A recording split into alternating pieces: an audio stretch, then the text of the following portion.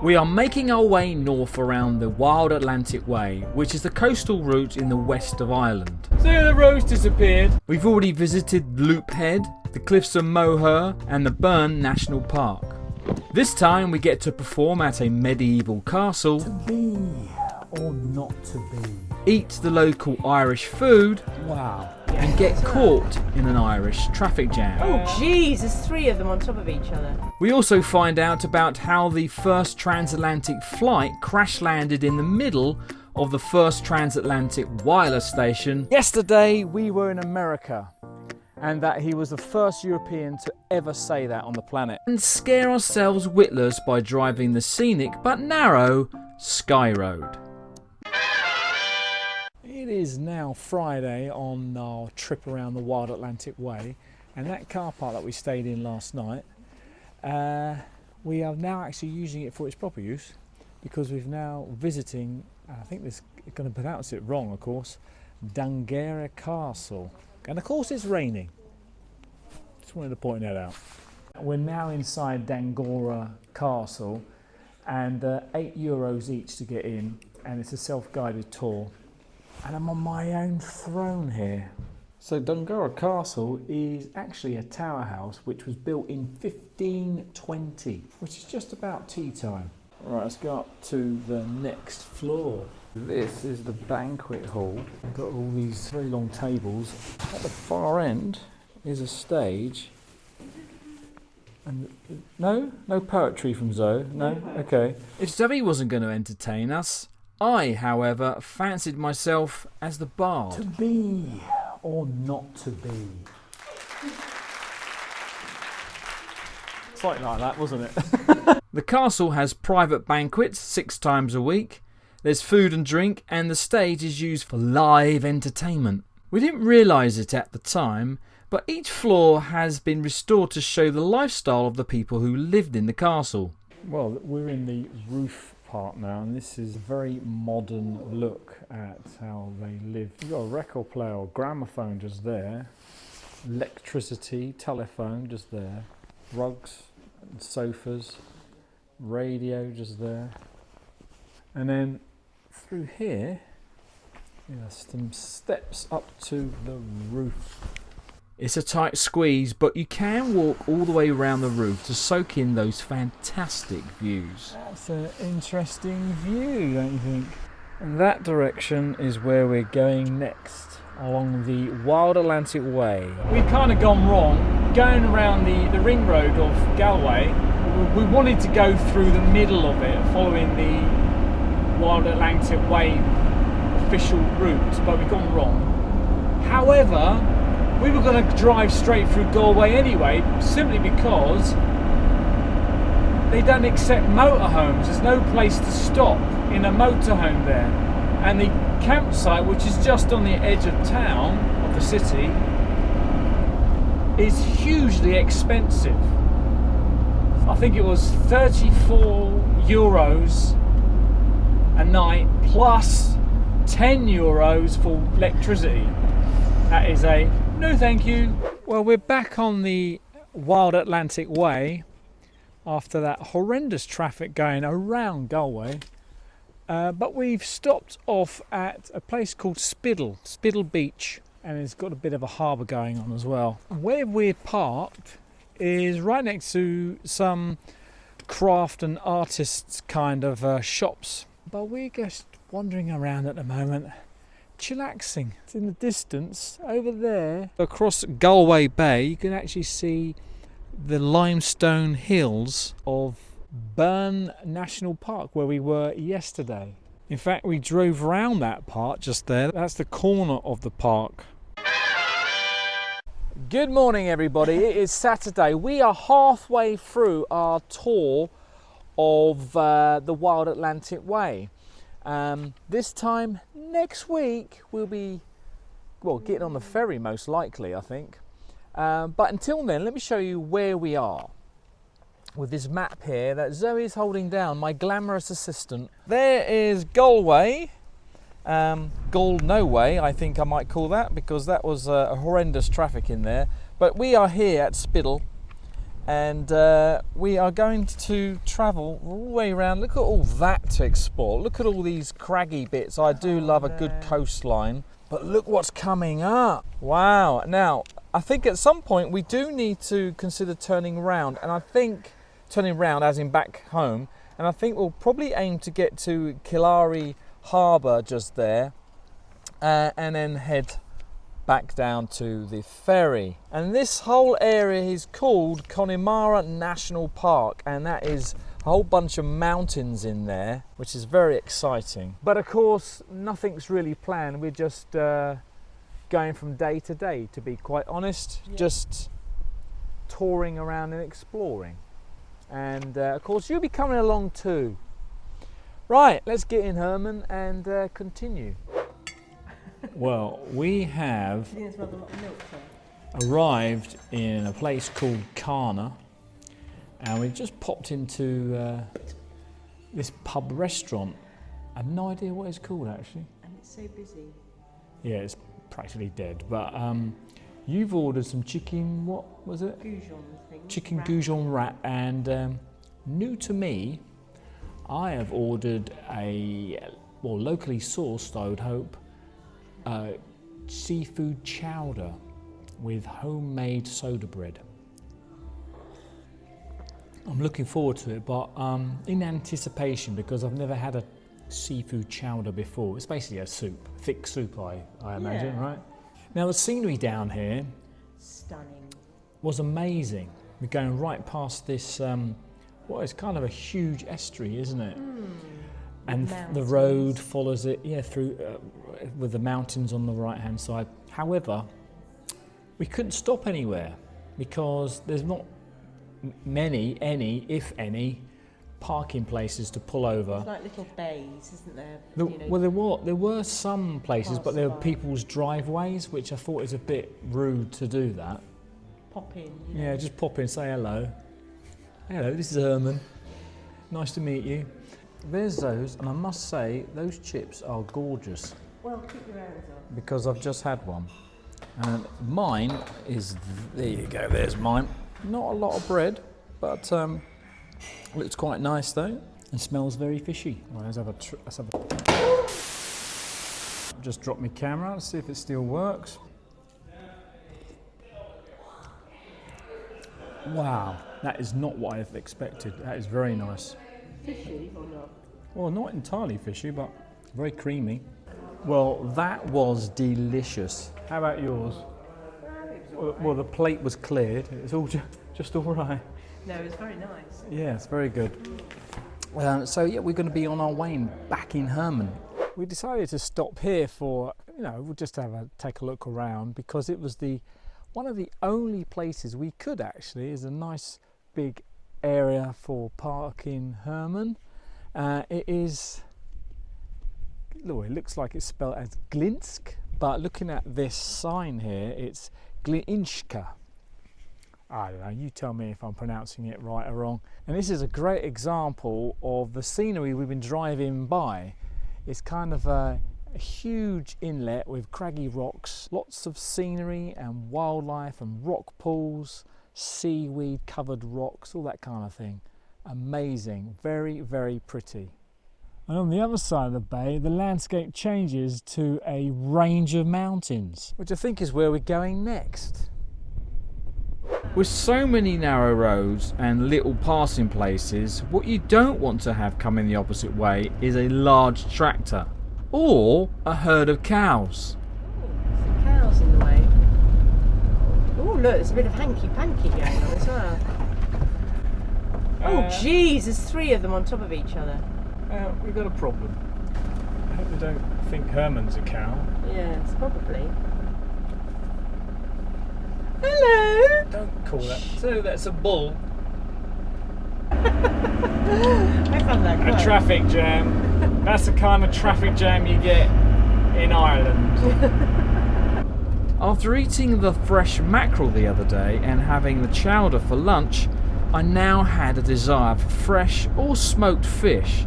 And looking at the map, I spotted just the place at the end of the pier in this beautiful sandy bay.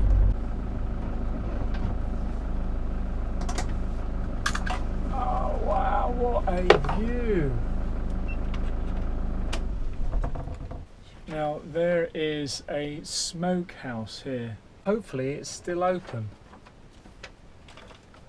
But we're also thinking of staying here the night. Unfortunately, it is closed. Opens Monday.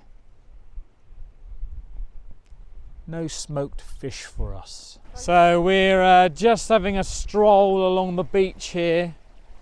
Herman is just over there on the pier. But you don't get to say that every day, do you? Having a stroll on the beach. Well, we don't. You might do. You might live right near the coast, but we certainly don't.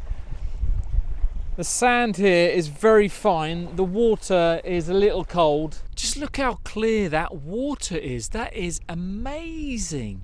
One thing we've noticed all the way along this Atlantic coastline are free swimmers. We've seen quite a few of them, and here there's 6 of them out there, and it looks like they're swimming all the way over to that buoy over there.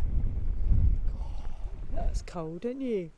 I mean, I've always wanted to do freshwater swimming, cold, whatever they call it, but I think you need to be prepared, you know, like wearing a wetsuit and acclimatising to the idea of freezing your nuts off.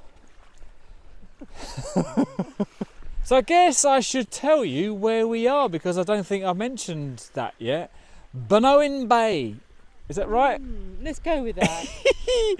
An Irish guy has just told us how to pronounce it, and I'm sure now I'm probably thinking of it. It's Bunowen, not Bunowen. No. Which we were calling it first of all. Yes. Bunowen Bay. Yes. So there you go. We'll go with that. Morning, folks. It is Sunday, and we're just about to head off. But before we do, I thought I'd show you where we're going to be going. Right, looking at the map, this is where we are. This is Bunowen Bay just there. And we're going to go through all the way to here. This is, yeah, I'm not going to be able to try and pronounce Derrigimlagh. That's probably our next stop. But this is the interesting part, Clifton, because this is the Skyway, the Sky Road viewpoint along here. This is Sky Road along here. Very narrow, windy, twisty road, which I'm sure Zoe is not going to enjoy. But then we're going to hang all the way around here and end up somewhere along here, most likely, heading towards Cleggan Harbour. And I'm being watched. See that hill on the horizon there? That was where we were this morning. But now we are standing at a viewpoint with this monument. This is the monument to the first 2 men to fly the Atlantic Ocean, Alcock and Whitton Brown, in 1919. It took them 16.5 hours, which is probably typical of now, right? With the layups and the hold-ups and whatever you get on flights. They crash landed safely over there somewhere, which is where we're going to be going next. But the view from up here is amazing. How do you pronounce that? Derrigimlagh? I'm sure I'm mispronouncing it. You know me. But we are at the location of where Alcock and Brown's aircraft crash landed. It's also the location of Marconi's first commercial transatlantic wireless station, and it was powered by steam. Now what's really cool is that you get to walk around this whole area, because there's a big loop of a walk 3 miles long, so it's not going to take us very long, about an hour most likely. And it's actually in a bog area. The whole area is a bog. Bogs, of course, they provided fuel back in the day, and because the station was powered by steam, the fuel for it was all around them. And it was a great location because you needed to be able to send their signals across the Atlantic. Blimey, you will not know how many takes that has taken me to do that. Those few words. Unbelievable. Unprofessional. The path we're walking along is, well, you can see it is tarmac. This used to be the railway line that supplied goods and the peat to the station. Look at that, I found some peat. Never seen peat up close before. We see a few trailers driving around with this stuff in the back of it, so they are still using it to some degree. But yeah, it's quite hard. In fact, I'd say it's hard as wood. And here we have some ancient chocolate peanuts. For Pete's sake! Loads of it here. In fact, several tons. Well, this very large bullet-shaped thing is another monument. In fact, all the way around here, you can see this all the way around. That's history of the area, especially Alcock and Brown's flight and where they crashed. So this is the location of where they were supposed to have crashed. And this would have been in the middle of Marconi's Transatlantic wireless station. Now, when they crash landed here, the staff didn't actually believe who they were. They had to convince them by showing them letters which were postmarked and stamped from Newfoundland. Now, it says here that when Alcock jumped out of his plane, he told the staff that yesterday we were in America, and that he was the first European to ever say that on the planet. Well, I found that totally fascinating. It's kind of a museum, I suppose. You know, you walk around the place and you've got these plaques everywhere which you can stand and read and look at the, well, really just foundations and rubble of the buildings that used to be here. But what did you think? Yes, that was interesting. Pretty scenery, isn't it? Yeah, and even though Zoe's brought the brolly, it hasn't rained on us, which is good news. Doesn't it? But now we're going to continue on our way around the Wild Atlantic Way, and that rhymes. And you're a poet and you didn't know it. Oh, she's so clever. For Pete's sake. Oh goodness, we're not going to have any more about the Pete. Poor Pete. Okay, so we are now on Skye Road, or the Skye Road I should say, and it could get a bit narrow and twisty and high. I've not told Zoe this yet. She's finding out right now. But it's not that long, to be quite honest, and there's a viewpoint at the very top. So what I've read is that the Skye Road gets its name because the... It's near the sky. No, because the colour of the sea is a blue, like sky blue, and it kind of merges in with the sky itself. She's getting distracted. Horses or something. Dogs. Goats this time, it's goats. Now this looks like the upper and the lower section. Yeah, we don't want to go to the lower section. Do we not? We've got better views on the upper section, the upper road. They eventually come back round to the same point anyway. Oh, okay. The Skye Road is a loop which is part of the Wild Atlantic Way. It is a hilly and twisty road which can get narrow with some passing places.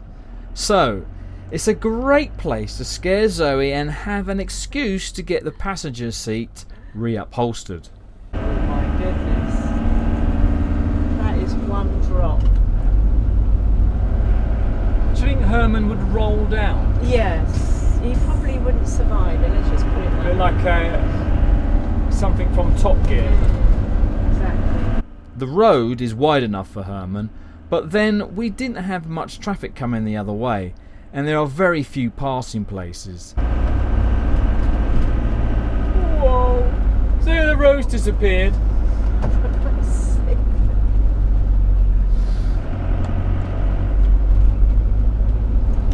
So there's a lower road down there. All right. I won't look. Yeah, so we are at the Skye Road viewpoint right now. So cool because of the view behind me. Just look at that. Everything looks so small. And this is not the best day to be here. It should be nice and sunny and blue skies, and that hill in the distance, that's where we were last night. And earlier on this morning we were over there somewhere looking at that monument. I don't think the north side is as pretty as the south side. It's lower too, so you don't get the best of views. Towards the end of the nail-biting Sky Road, and since the worst of it was over, I thought Zoe could drive for a while. Or was it because I wanted to take some drone shots of Herman while going over a bridge? It doesn't matter, nothing will be coming the other way. Or so I thought. What do they call it? Murphy's Law or something? Did you want to explain to the camera what's just happened? Well, what's just happened is you wanted to do a drone shot of me. And it's a very good drone shot. I'm sure it was. And you wanted me to go over the bridge. So I thought, oh, okay then. Anyway, got over the bridge and there was a motorhome coming towards us with that much room. I thought, why have I got to have a motorhome coming towards me? Anyway, he must have missed me by inches. No, not even inches. Well, we have stopped now, and we're thinking of, in fact we're going to stay here the night. We're in Cleggan, and this is a very large car park, mainly for the ferry that they have here. The view that we've got is not too bad. To stay 24 hours, it is €5. But check out this view. So we have the harbour over there, where you catch the ferry, which is just there. And over here we have some scenery. Still looking for dolphins and otters though. Now we're sharing the car park with two other motorhomes. There's one there and there's one over there. Cleggan, one of those two. Tomato. Let's call the whole thing off. Zoe has done it again. Have I? All I've done really is grab a portion of chips from the local chip shop. But she's cooked a couple of burgers to perfection and laid out a nice salad with lettuce, gherkin, tomato and fried onions. And the chips are fantastic and so is the burger and salad. Amazing. I don't know whether we needed so many chips because I'm just going to be eating them just for the sake of them. That's the problem. Nothing wrong with just eating chips. Next time on our tour of the Wild Atlantic Way, we'll be trying not to get lost in the mountainous Connemara National Park. The sun is out, the rain has stopped. And we'll be visiting the beautiful Culmore Abbey. So, if you don't want to miss out, then consider subscribing. If you enjoyed this video, then why not watch the previous one and be sure to give this one a thumbs up.